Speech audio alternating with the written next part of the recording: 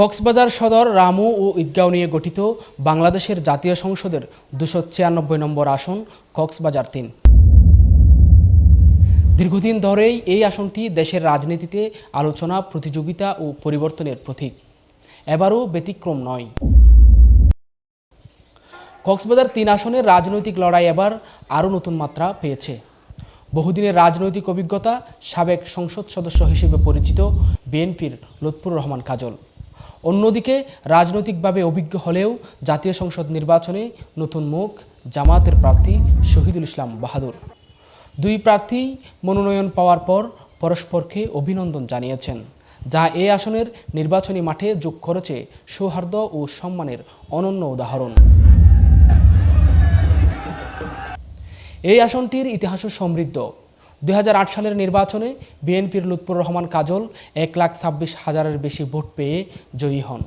এরও আগে 2001, 1996 এই তিনটি নির্বাচনেই আসনটি ছিল বিএনপির দখলে। এর মানে গত 3 দশকে এই আসনে প্রতিদ্বন্দ্বিতা বদলেছে, প্রার্থী বদলেছে, কিন্তু ভোটের মাঠের উত্তাপ কখনো কমেনি।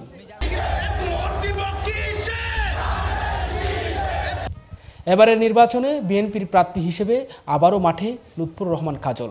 দীর্ঘদিন ধরে এলাকায় সক্রিয় থাকায় তিনি এক ধরনের ধারাবাহিকতাকে প্রতিনিধিত্ব করছেন।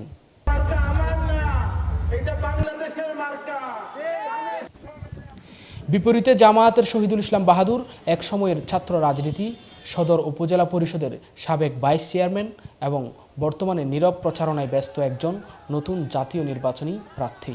গ্রহণ করি তার পিছনে যারা স্লোগান দিতে হয়। স্থানীয় ভোটারদের মধ্যে প্রশ্ন, এই নতুন চ্যালেঞ্জ কতটা কঠিন হতে পারে কাজলের জন্য? আবার জামায়াতের প্রার্থী কি কাজলের দুর্গ ভাঙতে পারবেন এত সহজে? এমন প্রশ্ন আসছে ঘুরে ফিরে।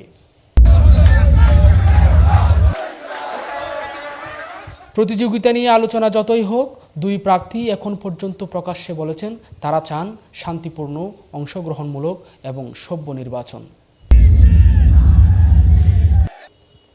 মনোনয়ন পাওয়ার পর একে অপরকে শুভেচ্ছা জানানোর মধ্য দিয়ে তারা যে রাজনৈতিক সংস্কৃতির ইতিবাচক বার্তা দিয়েছেন তা স্থানীয় ভোটারদের মধ্যেও প্রশংসা পাচ্ছে।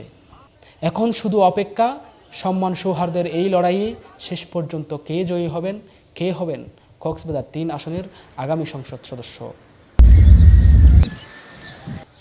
সাইফুল আফ্রিদি, প্রবাল নিউজ, কক্সবাজার।